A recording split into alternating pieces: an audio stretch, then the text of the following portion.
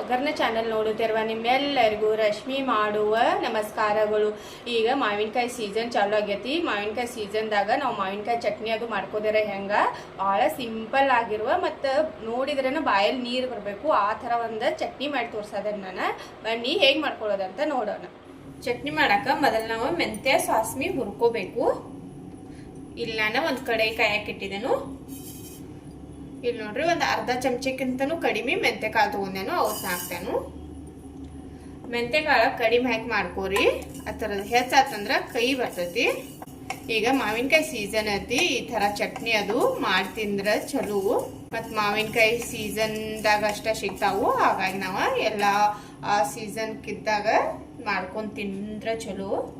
ಮೆಂತೆಕಾಳು ಹುರಿದವು ಒಂದು ಅರ್ಧ ಚಮಚ ಸಾಸಿವೆ ಹಾಕ್ತೇನೆ ನಾನು. ಒಂದು ಸ್ವಲ್ಪ ಹುರಿದ ಬಳಕ ಹಾಕ್ರಿ. ಈ ಚಟ್ನಿ ನಾವು ದೋಸೆ ಜೊತೆ ತಿನ್ಬೋದು, ಇಡ್ಲಿ ಜೊತೆ, ಚಪಾತಿ, ಅನ್ನ, ರೊಟ್ಟಿ ಎಲ್ಲಾದ್ರ ಜೊತೆ ಬಿ ಒಳ್ಳೆ ಕಾಂಬಿನೇಷನ್ ಅಂತಾನೆ ಹೇಳ್ಬೋದು. ಮತ್ತು ಇದನ್ನ ನಾವು ಮಾಡಿ ಇಟ್ಕೊಂಡ್ವಿ ಅಂದ್ರೆ ಒಂದು ವಾರ ತನಕ ಬಿ ಚಲೋ ಇರ್ತೈತಿ. ನೀವು ಕೊತ್ತಂಬರಿ ಸೊಪ್ಪು ಹಾಕ್ಲಿಲ್ಲ ಅಂದ್ರೆ ಒಂದು ವಾರ ತನಕ ಸ್ಟೋರ್ ಮಾಡ್ಕೋಬಹುದು. 1-2 ದಿನದಾಗ ಮುಗಿಸೋಂಗಿತ್ತಂದ್ರೆ ನೀವು ಕೊತ್ತಂಬರಿ ಸೊಪ್ಪು ಹಾಕಿ ಮಾಡ್ಕೋರಿ, ಅದು ಟೇಸ್ಟ್ ಚಲೋ ಬರ್ತೈತಿ. ಹಾಕದಿರ ಬಿ ನಡಿತೈತಿ. ಸಾಸ್ಮಿ ಇದನ್ನ ಹುರಿತಾವು. ಈಗಿಲ್ಲನ ಒಂದು ಅರ್ಧ ಚಮಚ ಜೀರಿಗೆ ಹಾಕ್ತೇನು.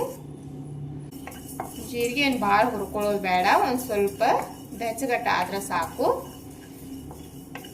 ಸಣ್ಣ ಉರಿ ಇಟ್ಟು ಹುರ್ಕೋರಿ. ಇವು ಹುರಿದವು ಗ್ಯಾಸ್ ಬಂದ್ ಮಾಡ್ತೇನು. ಇವನ್ನ ಒಂದು ಪ್ಲೇಟ್ನಾಗ ತೆಗೆದಿಟ್ಕೊಳ್ಳೋನು.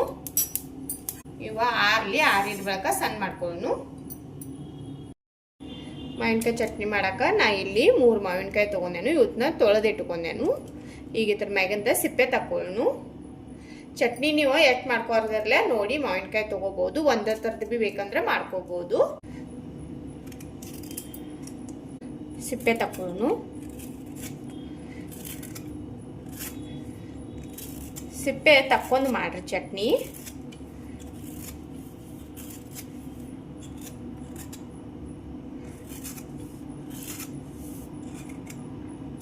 ನೋಡ್ರಿ ಎಲ್ಲ ಮಾವಿನಕಾಯಿ ಬಿ ಇದೇ ಥರ ತಕ್ಕೋತೇನೆ ನಾನು.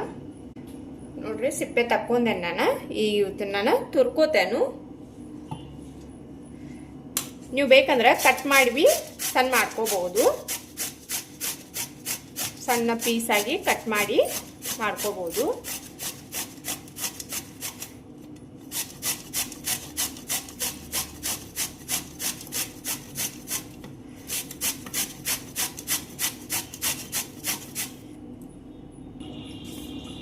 ಇದು ನೋಡ್ರಿ ಮಾವಿನಕಾಯಿನ ತುರ್ಕೊಂಡೇನು ನಾನು. ಈಗ ಇದನ್ನ ಸಣ್ಣ ಮಾಡ್ಕೊಳ್ಳೋನು. ಇವು ಮೆಂತೆ ಸಾಸ್ಮಿ ಅದು ಹುರ್ಕೊಂಡಿದ್ದಿಲ್ಲ, ಇವ ಆರಿದವು. ಇವತ್ನೀಗ ಸಣ್ಣ ಮಾಡ್ಕೊಳ್ಳೋನು.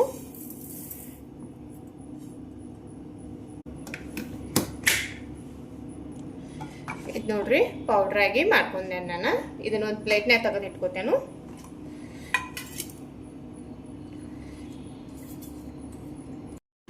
ಈ ಮಿಕ್ಸಿ ಜಾರ್ದಾಗ ಈ ಮಾವಿನಕಾಯಿ ತುರ್ಕೊಂಡಿವಲ್ಲ ಇದನ್ನ ಹಾಕ್ತೇನು.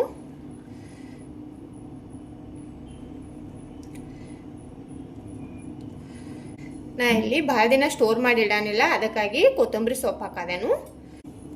ಒಂದು ಬೆಳ್ಳುಳ್ಳಿ ಸುಲಿದಿಟ್ಟಿದ್ದೇನು, ಅವತ್ತನ್ನ ಹಾಕ್ತೇನು.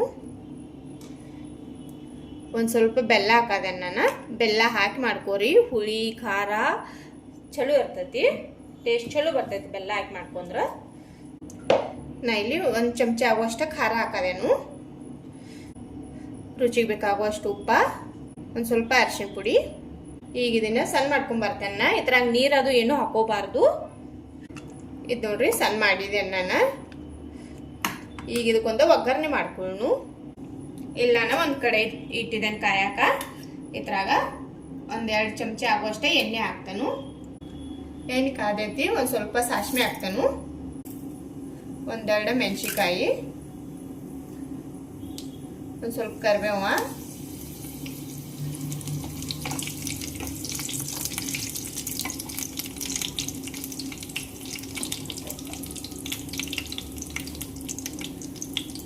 ಒಂದು ಸ್ವಲ್ಪ ಜೀರಿಗೆ.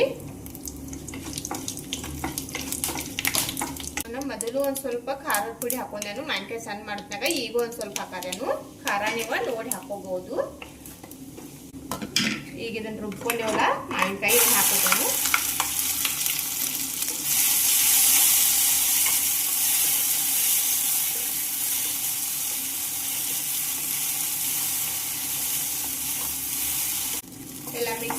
ಕರಿದಂಗ.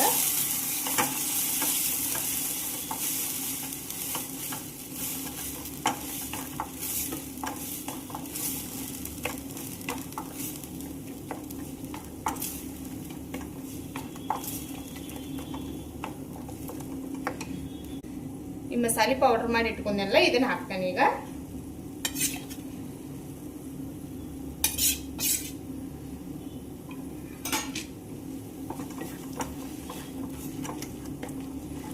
ಎಲ್ಲ ಬಿ ಚಲೋದಂಗೆ ಮಿಕ್ಸ್ ಮಾಡ್ರಿ. ಇಲ್ಲಿ ನೀವು ಬೇಕಂದ್ರೆ ಒಂದು ಸ್ವಲ್ಪ ಟೇಸ್ಟ್ ಮಾಡಿ ನೋಡ್ಬೋದು. ಉಪ್ಪು ಅದು ಕಡಿಮೆ ಅನಿಸ್ತಂದ್ರೆ ಹಾಕೋಬಹುದು. ಈಗ ಗ್ಯಾಸ್ ಬಂದ್ ಮಾಡ್ತೇನೆ ನಾನು. ಆಗೈತಿ, ಚಟ್ನಿ ರೆಡಿ ಆಗೈತಿ. ನಾನೇ ಬೌಲ್ದಾಗ ಸರ್ವ್ ಮಾಡ್ತೇನೆ.